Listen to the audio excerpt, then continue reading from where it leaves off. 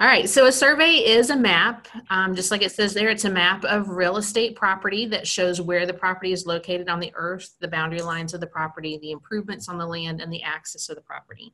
So if you're looking at this, you'll kind of see, there's a two-story brick and framed building there, somebody's home, they've got a wood deck off the back, there's a fence that goes around. So it just kind of shows you the structures on the property as well as the boundary lines to the property, which is typically the boulder line that outlines the actual property itself. So, question.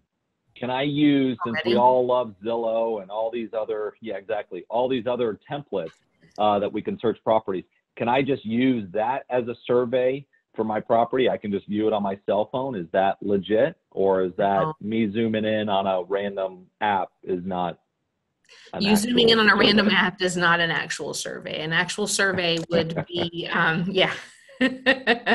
No, it's going to The actually show question. you the layout, yeah, of the land. That's a visual, no doubt, but Got it. not Got an it. actual layout of Noted. the land.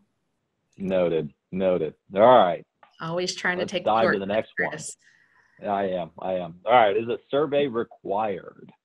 All right, so going on to the next screen, a survey is not always required. It kind of depends on what you're doing. If you're purchasing, as a cash buyer, you are not required to have a survey, although it is suggested that you have a survey, and recommended, I should say, recommended that you have a survey.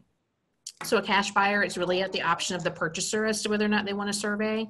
I will tell you, I have seen buyers purchase property with the intent to build and find out after they purchased it, they refused to get a survey, they didn't have access to the property, and now they have a problem. So it is really important that you weigh all of those different scenarios when you're buying property to make sure that you have, good access to the property. You have, you're buying the property that or you're purchasing the property that you think you are and not really the neighbor's property. So those are really good points, to kind of point out to your buyers when they are, weighing the options of spending that extra, typically $300 to $400 to get a survey versus, many more thousands of dollars if they find out later that there was a problem when they bought it and a survey would have cleared that up. So if you are buying a property, however, and you are buying it and receiving a loan from a financial institution, a lender, they will typically require us to issue a specific endorsement to their policy, which requires a survey. So the reason I say it that way is because if you ask your lender, do you require me to have a survey? Your lender's going to say, no, I do not require you to have a survey. However, they do require us as the title insurance company to provide them additional coverage to their policy, which does require a survey. So when talking to a lender and getting that conflicting information between the lender and the title company, that's typically why you get that conflicting information.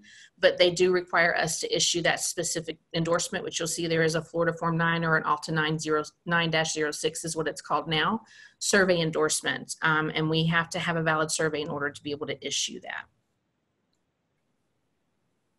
And I'll bring up one note as you were talking about the cash buyer, and I think it is so important. I've heard many conversations with Jim, our attorney, Jim Holloway, and I'm sure some of you know him on the call. But a lot of times he's mentioned, hey, he's got friends or buddies that have purchased $1 million properties and it's cash. So they're assuming I don't need a survey because it's cash.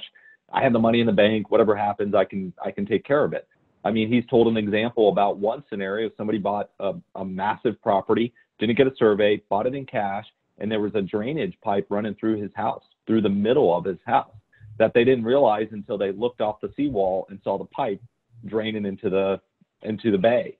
So, I mean, something so simple, let's call it $500 if it is a massive piece of property that this person could have purchased. They did not. So I think it's just so important, especially for you as real estate agents, to be able to advise your clients, just in case, because I'm sure at this point that a particular owner now is upset at somebody for not giving them that advice. Maybe us, the title company, maybe the real estate agent, you just never know. So, but he's mentioned that story before, and it's always kind of stuck with me. So Good point.